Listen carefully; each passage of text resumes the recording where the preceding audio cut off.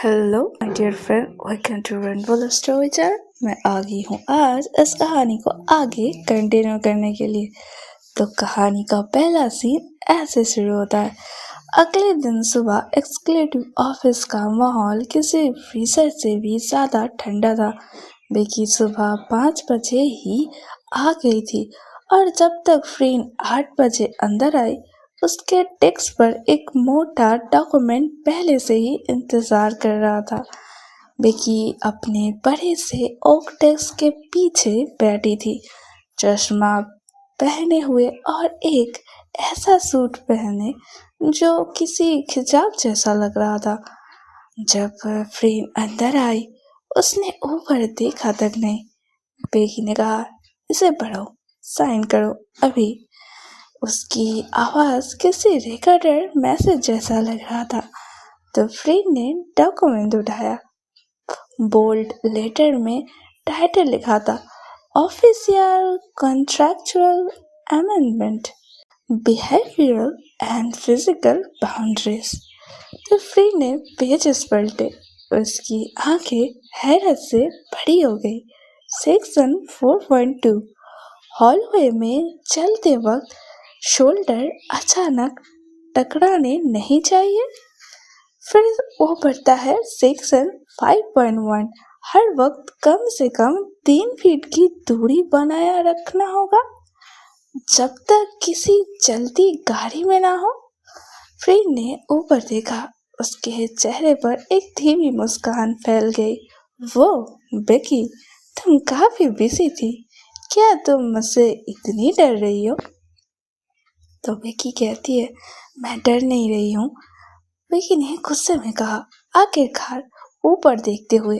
उसकी आंखें थोड़ी लाल थी, जैसे वो सोई ना हो। मैं आर्मस्ट्रॉन्ग की प्रोफेशनल को बचा रही हूँ।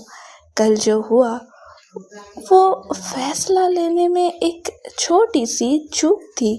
ये डॉक्यूमेंट्स पक्का करेगा कि ऐसा दोबारा कभी ना हो। फ्रेंड ने पढ़ना जारी रखा। फिर वो रुक गई। उसकी आईब्रोज ऊपर चढ़ गई। रुको, सेक्शन 9 एक्सेप्शन। यहाँ लिखा है फिजिकल कांटेक्ट सख्ती से माना है, यह सिवाय किस करने के। फ्रेंड डेस्क पर आगे की तरफ झुकी। उसकी मुस्कान अब एक बड़ी हंसी में बदल गई थी। वेट, मतलब मैं तुम्हारा हाथ नहीं छू सकती, मैं तुम्हारे पास खड़ी नहीं हो सकती, मैं तुम्हारा कॉलर तक ठीक नहीं कर सकती, पर मैं तुम्हें किस कर सकती हूँ। बेकी, ये किस तरह का लॉजिक है? तो बेकी का चेहरा लालिमा के उस रंग में बदल गया जो उसके लिपस्टिक के शेड से मैच कर रहा था। वो इतनी तेजी से खड़ी हुई कि उसकी कुर्सी पीछे दीवार से टकरा गई। बेकी ने कहा, ये एक स्ट्रेटेजिक एक्सेप्शन है। बेकी ने चिल्लाई, एलिवेटर वाला सेंसरी एनालिसिस अधूरा था। मुझे आगे के डाटा कलेक्शन के लिए ऑप्शन खुला रखना होगा, सिर्फ तब तक जब मैं इजाजत हूँ। ये एक कंट्रोल वेनरेबल है। तो फ्रेड ने कहा, डाटा कलेक्शन। फ्रेड हंस पड़ी और डेस्क के चक्कर काटने लगी। तुम मुझे किस करने को डाटा कलेक्शन कह रही हो? तो बेकी कहती है, रुक जाओ। बेकी ने अपना हाथ उठाया। उसकी आवाज कांप रही थी। पास मत आओ, 3 फीट। फ्रेड, यही रूल है, पेपर साइन करो वरना डील खत्म। तो फ्रेड रुक गई, बिल्कुल 3 फीट की दूरी में। उसने धीरे से एक पेन उठाया और एक नया अंदाज में डॉक्यूमेंट साइन कर दिया। ठीक है, मैंने तुम्हारी ये छोटी सी रूल बुक साइन कर दी है बॉस। उसने पेन डेस्क पर फेंका और पीछे हट गई। उसकी आंखों में एक नया तरह से शरारत चमक रहा था। लेकिन तुम एक चीज भूल गई हो बेकी, तुमने फिजिकल कांटेक्ट बैन किया है, तुमने और कुछ बैन नहीं किया है। तो बेकी कहती है, और कुछ से तुम्हारा क्या मतलब है? बेकी ने शक भरी नजरों से पूछा। तो फ्रीन ने जवाब नहीं दिया। उसके बजाय उसने अपना सूट का जैकेट उतारा, जिससे उसके स्लीवलेस वेस्ट कोट में उसके टोन आर्म साफ दिख रहे थे। वो दरवाजे के फ्रेम से टिक कर खड़ी हो गई, एक ऐसे अंदाज में जो उसे बहुत ज़्यादा चार्मिंग और एथलेटिक दिखा रहा था।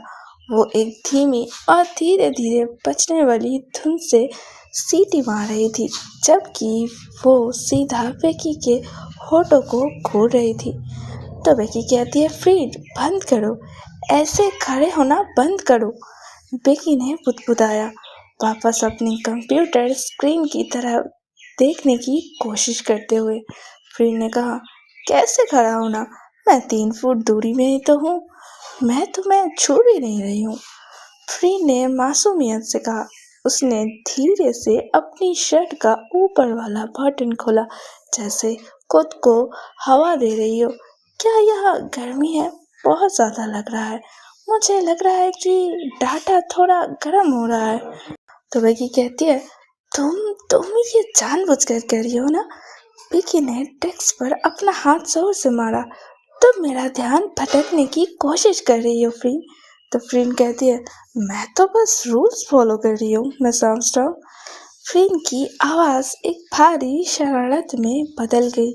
मैं अपने जोन में ही हूँ, देखिए, लेकिन अगर तुम मुझे ठंडा करने के लिए थोड़ा डाटा कलेक्ट करना चाहती हो तो तुम्हें पता है एक्सेप्शन रूल्स कहाँ है और क्या है।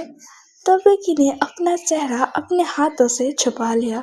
उसका दिल इतनी तेजी से धड़क रहा था जैसे अभी फट जाएगा। उसने ये रूल्स खुद को बचाने के लिए किया था, लेकिन फ्रीन के उस स्माइल को देखकर उसे ये एहसास हुआ कि उसने इस टॉम बॉय को खेलने के लिए हथियार का एक नया सेट दे दिया था। हाँ, तो आज की ये शानदार एपिसोड यहीं पे एंड होता है। आई गेस आप लोगों को पसंद आया है। अगर पसंद आया है तो प्लीज़ हमारे चैनल को सब्सक्राइब कर ले। प्लीज़ अब जल्दी ही थोड़े से ही बचे 1K होने वाले हैं, तो प्लीज़ वो कर देना और मिलते हैं next day. See you guys, bye.